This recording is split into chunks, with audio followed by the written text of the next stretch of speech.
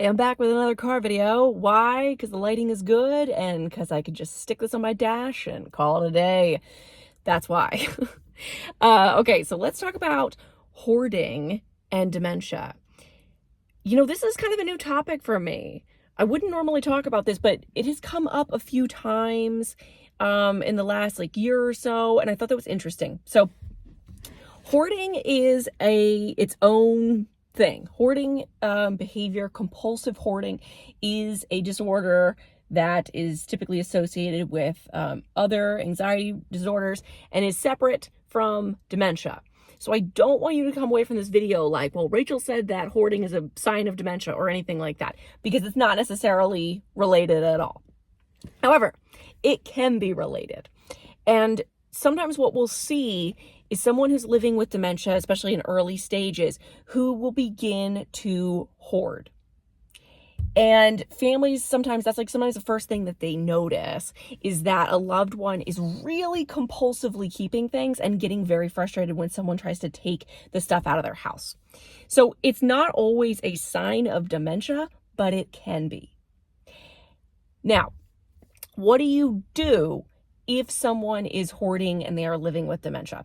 Regardless, actually, of whether or not they have dementia, what we don't want to do is go into a hoarder's place of residence and start throwing stuff away or start saying things like, you don't need any of this, I'm going to throw it out, right?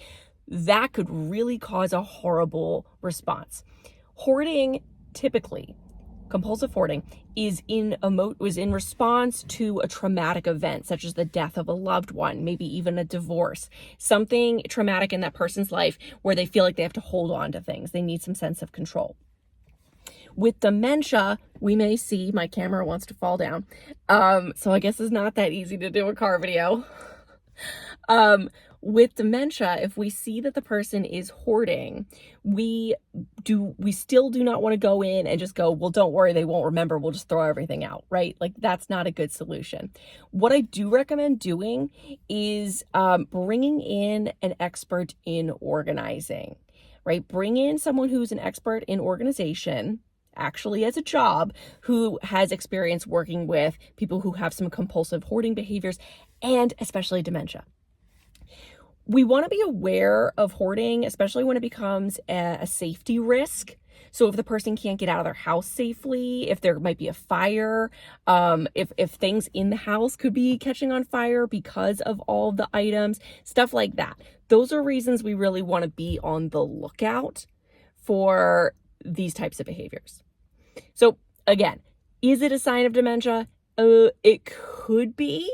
It's not necessarily. But if someone living with dementia is starting to exhibit hoarding behaviors, we still want to treat it as its own issue, separate from the cognitive impairment. Hope that gave you some information, and be sure to stay tuned. Thanks.